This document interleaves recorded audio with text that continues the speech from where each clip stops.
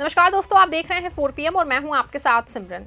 भारतीय राजनीति के गलियारों में इन दिनों एक नाम फिर से गूंज रहा है, बल्कि दो नाम गूंज रहे हैं। एक वो है जिसे संगठन की रीढ़ कहा जाता है, लेकिन वर्षों से साइडलाइन कर दिया गया, और दूसरा वो व्यक्ति जिसे भाजपा का विचारक कहा गया, जो सड़क निर्माण से लेकर संगठन तक में मॉडल बन गया। मैं बात कर रही हूं संजय जोशी और नितिन गडकरी की। क्या बीजेपी इन दोनों में से किसी एक को अपना अगला अध्यक्ष बना सकती है? क्या अमित शाह के बाद कोई गैर मोदी कैंप का नेता कमान संभालेगा? क्या संघ के दबाव में मोदी शाह को झुकना पड़ेगा? इन सभी विषयों पे आज हम चर्चा करने वाले हैं। जुड़े रहे वीडियो में। दोस्तों, आज जितने शक्तिशाली दिख रही है भाजपा, उतनी ही अंदरूनी रूप से असंतुलन में है। लोकसभा चुनाव 2024 में पूर्ण बहुमत होने के बाद मोदी शाह की पकड़ थोड़ी ढीली पड़ी है। एनडीए को सत्ता में बने रहने के लिए नीतीश, नायडू और शिवसेना की मदद लेनी पड़ी। संघ के वरिष्ठ पदाधिकारी और स्वयंसेवक लगातार ये सवाल पूछ रहे हैं, क्या भाजपा अब एक व्यक्ति आधारित पार्टी बन चुकी है? और यहीं से शुरू होती है एक संभावित शक्ति परिवर्तन की कहानी। जी हाँ, संजय जोशी एक ऐसा नाम जो कि भाजपा के समर्पित कार्यकर्ताओं में आज भी श्रद्धा से लिया जाता है। उन्होंने अपना राजनीतिक जीवन संघ प्रचारक के तौर पे शुरू किया। मध्य प्रदेश, गुजरात, महाराष्ट्र और उत्तर प्रदेश जैसे राज्यों में संगठन को खड़ा करने में उनका काफी अहम योगदान रहा। गुजरात में मोदी और जोशी की जोड़ी ने चमत्कार किया, लेकिन बाद में वही जोड़ी दुश्मनी में बदल गई। मोदी को सीएम बनाए जाने के बाद संजय जोशी को लगातार साइडलाइन किया गया। 2005 में एक कथित स्ट्रिंग ऑपरेशन के बाद उन्हें इस्तीफा देना पड़ा। 2012 में मुंबई अधिवेशन में नरेंद्र मोदी ने साफ शर्त रख दी थी, अगर जोशी मंच पे होंगे तो मैं नहीं आऊंगा। जोशी हटे, मोदी आए और ये लड़ाई व्यक्तिगत हो गई। लेकिन संघ कभी जोशी को भूला नहीं। संघ के कई वरिष्ठ प्रचारकों को लगता है कि अगर भाजपा को वापस संगठन आधारित पार्टी बनाना है तो संजय जोशी को लाना ही पड़ेगा।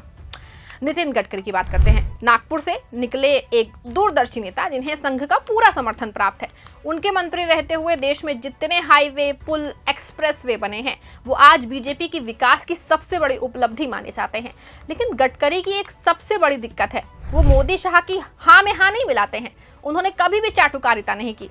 यही कारण है कि 2014 के बाद से उन्हें कभी पार्टी अध्यक्ष नहीं बनने दिया गया और अब मंत्री पद भी सीमित हो गया है। हाल ही में जब गडकरी ने कहा कि राजनीति में अब बहुत गंदगी है, इसको लेके मोदी शाह पे सीधा हमला उनका माना जा रहा था। संघ के जो कई प्रचारक है, विशेष के नागपुर बेड विचारक गडकरी को पार्टी अध्यक्ष बनवाना चाहते हैं, क्योंकि उनको लगता है कि अगर पार्टी के एक व्यक्ति की पकड़ से निकालना है तो गडकरी सबसे सही विकल्प है। 2024 के चुनाव बाद संघ और बीजेपी के शीर्ष नेतृत्व में खटास साफ दिखने लगी। मोहन भागवत ने एक इंटरव्यू में कहा कि भाजपा अपने मार्ग से भटक रही है, हमें समाज जोड़ना है, वोट नहीं। ये कथन सीधे सीधे भाजपा नेतृत्व पे सवाल उठाता है। संघ अब चाहता है कि संगठन पे से सत्ता की छाया हटे। ऐसे में या तो संजय जोशी जैसे समर्पित कार्यकर्ता को लाया जाए या नितिन गडकरी जैसे विचारशील नेता को आगे किया जाए।